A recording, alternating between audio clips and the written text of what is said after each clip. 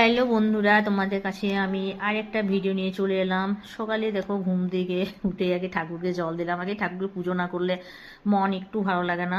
তারপরে তারপরে দেখছি ছোড়দা মানে আমার ভাসুর কচুরি নিয়ে এসেছে। তো কচুরি তেমন মেয়ে কোনো মতে খেতে চায় না, তো আমি কালকে রাত্রেবেলায় আলু ভরা রুটি করেছিলাম, মানে আলু ভরা পরোটা যেটা, তো যাই হোক, তো সেটা রেখে দিয়েছিলাম। ওটাই বললো মা আমাকে চা দিয়ে দেবে একটু সেকে, তো ওটাই দিলাম।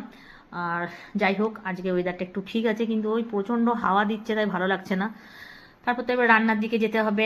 রান্নার দিকে তো আমাদের নানামুনির নানা মত সে হয়েছে আমাদের বাড়িতে, এই খাবো না ওই খাবো না। তো আমার মেয়ে মানে মাছ হয়েছে বাড়িতে আজকে, কিন্তু মাছও খাবে না, মাছ ভালো লাগছে না, সেজন্য আলু সেদ্ধ, মানে আলু সেদ্ধটা খুব ভালো করে মাখতে হবে, পেঁয়াজ রসুন দিয়ে লঙ্কা দিয়ে তেল দিয়ে ভালো করে। আর তোমার ডালটাও, মুসুর ডালটাও ওটা ভালোবাসে। আর বললো মানে অমলেট খাবে, ডিম ভাজা, ঠিক আছে। তো তাই হবে। আর মাছেরও একটা সবজি হলো, বাঁধাকপি হয়েছে। তো এইভাবে আর এইভাবেই আমাদের সংসারটাকে নিয়ে এগিয়ে যেতে হবে। সবার তো ভালো মন্দটা বুঝতে হবে।